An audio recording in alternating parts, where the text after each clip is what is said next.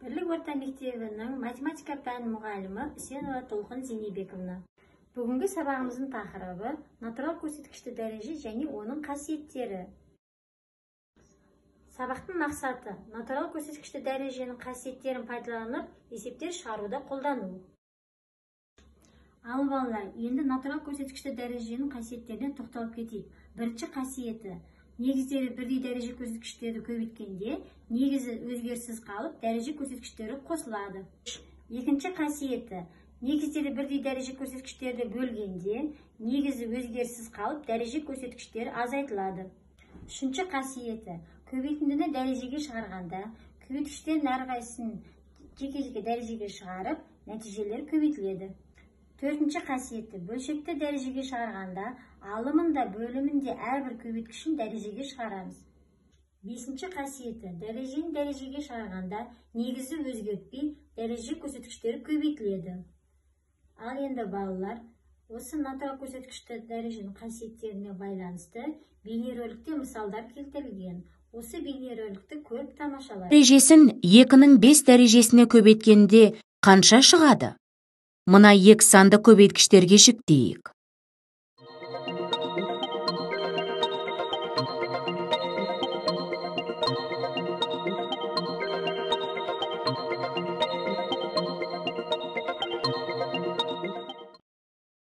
Сөйтіп, осы 2 санды көбейтіп, 8 бірдей көбейткіштен тұратын сан аламыз. Сонымен, негіздері бірдей дәрежелерді көбейткенде, олардың дәреже көрсеткіштері қосылып, негізі өзгеріссіз қалады.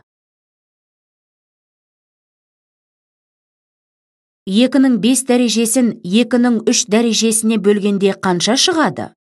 Осы 2 санды көбейткіштерге жіктейік.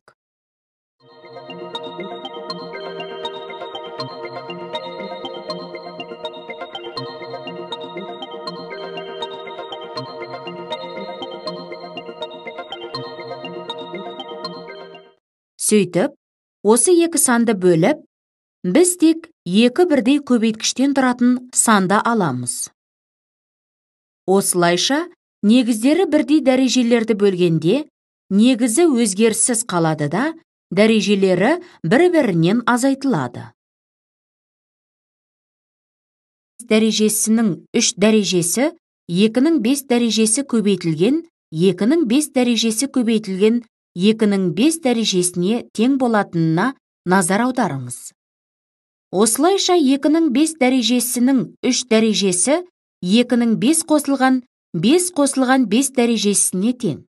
2-ның 5 дәрежесінің 3 дәрежесі нешеге тең болады? Сондықтан, дәрежені дәрежеге шығарғанда, негізін өзгертпей, дәреже көрсеткіштерін көбейтуіміз керек. Квадраттарын көбейткенде қандай нәтиже шықпақ? Тағы квадратқа ие боласыз ба? Немесе 2 кубта? Тағы куб шыға ма? Немесе индексі бірдей кез келген 2 дәрежені көбейткенде ше? Сонда индекстері бірдей дәреже шыға ма? Есептеп көрейік.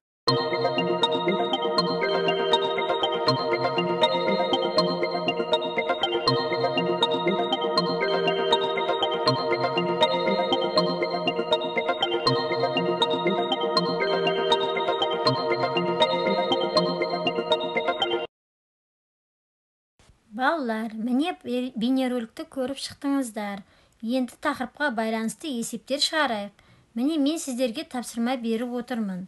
Есептердің шығару жолын қандай формула қолданғандарыңызды жазып шығарасыздар. Орындағандарыңызды маған жібересіздер. Дескриптор бойынша бағалаймын. Балалар, енді екінші тапсырманы орындайық. Берілген есептерді натурал көрсеткішті дәреженің қасиеттерімен дұрыс жауабымен сәйкестендіріңіздер. Балалар, енді бүгінгі сабағымыздан алған білімімізді шыңдайық. Қазір сіздер сабақта тапсырмалар орындадыңыздар. Осы орындаған тапсырмаларыңыздан алған білімдеріңіз 10 балдық жүйемен бағаланады. Бірінші тапсырмаға 6 балл берілді, екінші тапсырмаға 4 балл берілді. Осы тапсырмаларды толық орындаған оқушылар 1 балдан 10 балға дейін